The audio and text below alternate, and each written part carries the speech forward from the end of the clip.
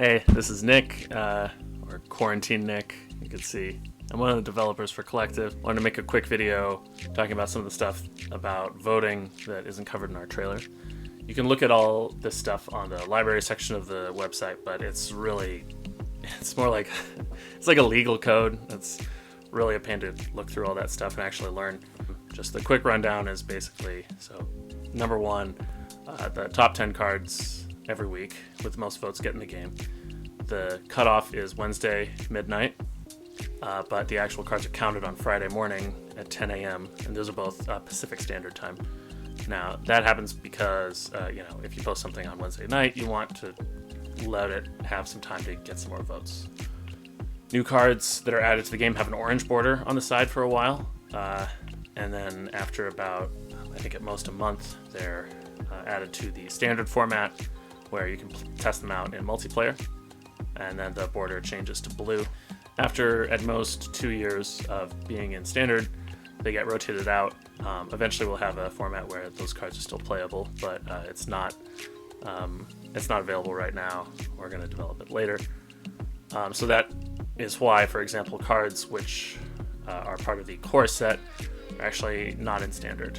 Unlike Hearthstone, those cards get rotated out, so you actually can't play Fireball in standard, although somebody could reprint it if they wanted. You can add 10 cards to the game, but also if you want to reprint an old card, then you can do that. It takes up one of the 10 slots that week. Big thing number 2 is updates. Updates are things where you want to change the actual balance of cards, so if it's too good or it's not good enough, then you post that, and every week. Normally, the top 3 cards with the most votes that are tagged update at the beginning get into the game.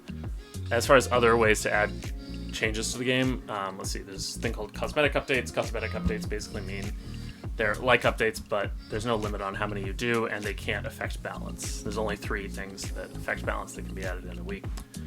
Bug fixes actually are something where you can post it on Reddit, or you can just message me, Discord or Reddit, and if we see that, we'll basically test it out, make sure it fixes a bug, and then we'll just put it directly into the game. If card's broken but you don't have a bug fix for it, then you can just tell us and we'll put it into Limbo.